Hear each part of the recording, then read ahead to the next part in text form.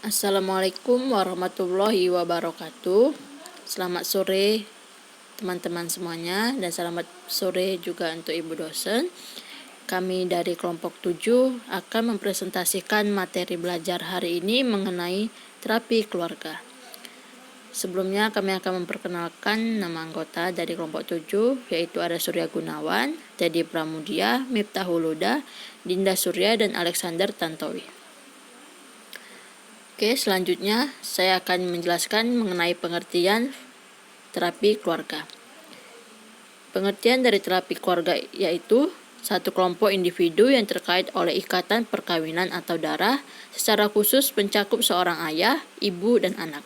Sedangkan terapi adalah suatu perlakuan dan pengobatan yang ditujukan kepada penyembuhan satu kondisi patologi. Menurut Kartini Kartono dan Dali Gulo dalam Kamus Psikologi Family Therapy atau terapi keluarga adalah suatu bentuk terapi kelompok di mana masalah pokoknya adalah hubungan antara pasien dengan anggota-anggota keluarganya. Oleh sebab itu, seluruh anggota keluarga dilibatkan dalam usaha penyembuhannya. Terapi ini secara khusus memfokuskan pada masalah-masalah yang berhubungan dengan situasi keluarga dan penyelenggaraannya melibatkan anggota keluarga. Selanjutnya ada tujuan dari terapi keluarga. Tujuan terapi keluarga oleh para ahli dirumuskan secara berbeda.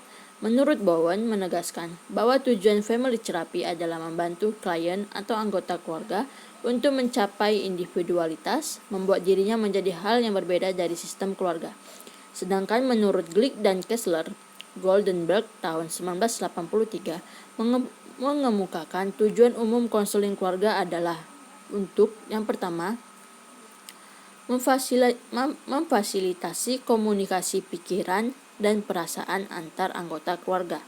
Yang kedua, mengganti gangguan ketidakfleksibelan peran dan kondisi.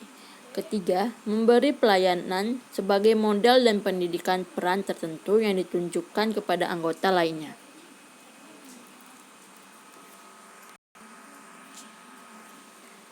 Selanjutnya ada peran konselor dalam terapi keluarga. Yang pertama, ada peran konselor dalam membantu konseli dalam family therapy dan perkawinan dikemukakan Haley dalam Weld dan Erickson tahun 2006 diantaranya sebagai berikut. Yang pertama, menciptakan kerjasama antar anggota keluarga. Yang kedua, memberikan kepercayaan dan mendorong klien bahwa setiap orang dalam keluarga memiliki kemampuan dan mengetahui fungsi dan peran serta dapat melakukan yang terbaik buat dirinya dan keluarganya. Yang ketiga, membantu klien untuk ikut serta dalam setiap proses konseling agar setiap anggota keluarganya dapat melaksanakan perannya. Yang keempat, membantu keluarga agar memiliki kemampuan dalam mengolah emosi dan mengembangkan kematangan diri setiap anggota keluarga. Dan yang terakhir, membantu memberikan pemahaman sebagai pribadi dan juga sebagai bagian dari keluarga. Konselor pada konseling keluarga diharapkan mempunyai kemampuan profesional untuk mengantisipasi perilaku keseluruh anggota keluarga yang terdiri dari berbagai kualitas emosional dan kepribadian. Konselor diharapkan mampu, yang pertama, mengembangkan komunikasi antara anggota keluarga yang tadinya terhambat oleh emosi-emosi tertentu. Yang kedua, membantu mengembangkan penghargaan anggota keluarga terhadap potensi anggota lain sesuai dengan realitas yang ada pada diri dan lingkungannya. Yang ketiga, membantu konseli agar berhasil menemukan dan memahami potensi, keunggulan, kelebihan yang ada pada dirinya dan mempunyai wawasan secara alternatif, rencana untuk pengembangannya atas bantuan semua anggota keluarganya. Selanjutnya ada proses dan tahapan family therapy. Pada mulanya seorang konseli datang ke konselor untuk mengkonsolidasikan masalahnya. Biasanya datang pertama kali ini lebih bersifat identifikasi pasien. Tetapi untuk tahap penanganan atau treatment diperlukan kehadiran anggota keluarga yang lain. Menurut Satir, tidak mungkin mendengarkan peran, status, nilai, dan norma keluarga atau kelompok jika tidak ada kehadiran anggota keluarga yang lain. Jadi dalam pandangan ini, anggota keluarga yang lain harus datang ke konselor. Bremer dan Shortholm tahun 1982. Sedangkan menurut Conjoint Family Therapy, proses konseling yang dapat ditempuh adalah yang pertama, ada intake interview, building working alliance, bertujuan untuk mengeksplorasi dinamika perkembangan konseli dan anggota keluarga lainnya, atau untuk mengungkapkan kesuksesan dan kegagalannya, kekuatan dan kelemahannya, pola hubungan interpersonal, tingkah laku, penyesuaian, dan daerah. Yang seterusnya ada case conceptualization and treatment planning, mengenal masalah atau memperjelas masalah, kemudian fokus pada rencana intervensi apa yang akan dilakukan untuk penanganan masalah. Selanjutnya juga ada implementation, menerapkan intervensi yang disertai dengan tugas-tugas yang dilakukan bersama antara konseli dan keluarga.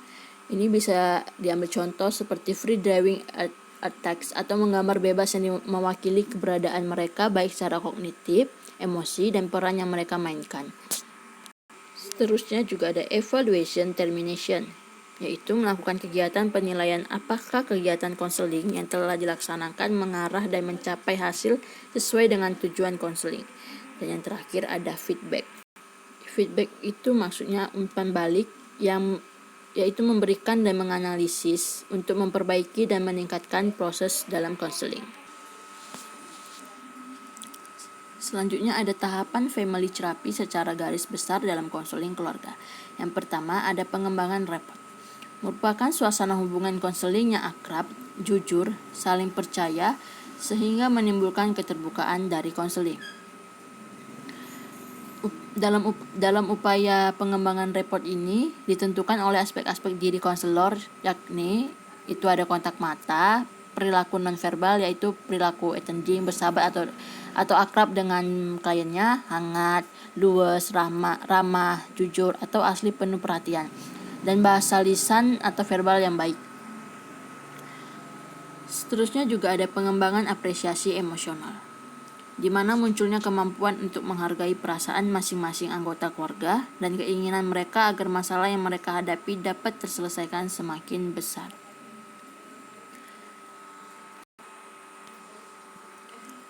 Seterusnya yang ketiga ada pengembangan alternatif modus perilaku. Pada tahap ini muncul home assignment, yaitu mempraktikkan perilaku baru selama masa 1 minggu misalnya di rumah, kemudian akan dilaporkan pada sesi berikutnya untuk dibahas, dievaluasi, dan dilakukan tindakan selanjutnya. Dalam tahap ini juga baik konseli maupun anggota keluarga mengembangkan dan melatihkan perilaku-perilaku baru yang disepakati berdasarkan hasil diskusi dalam konseling. Dan yang terakhir itu ada fase membina hubungan konseling. Adanya acceptance, conditional positive regard, ada understanding, genuine empathy, memperlancar tindakan positif. Terdiri dari eksplorasi, perencanaan atau mengembangkan perencanaan bagi konseli sesuai dengan tujuan untuk memecahkan masalah. Kemudian penutup untuk mengevaluasi hasil konseling sampai menutup hubungan konseling.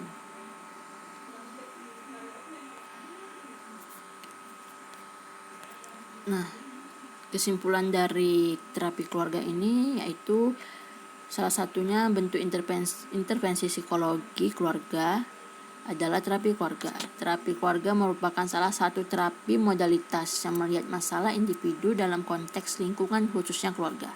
Untuk dapat menjalankan terapi keluarga dengan baik diperlukan pendidikan dan latihan dengan dilandasi berbagai teori yaitu psikoterapi kelompok, konsep keluarga, struktur dan fungsi keluarga, dinamika keluarga, terapi perilaku, dan teori komunikasi. Terapi keluarga juga dapat mengajarkan penyelesaian tanpa paksaan, mengajarkan orang tua untuk menetapkan kedisiplinan pada anak-anak mereka, mendorong tiap anggota keluarga untuk berkomunikasi secara jelas satu sama lain, mendidik anggota keluarga dalam prinsip perubahan perilaku, tidak menekankan kesalahan pada satu anggota akan tetapi membantu anggota keluarga. Sekian dari presentasi kelompok 7. Jika teman-teman ada yang ingin bertanya, kami persilakan di forum e-learning kampus kita. Dan kami juga ada membuat satu video contoh kasus dalam penanganan terapi keluarga bisa dilihat di kanal YouTube kami. Terima kasih dan sampai jumpa.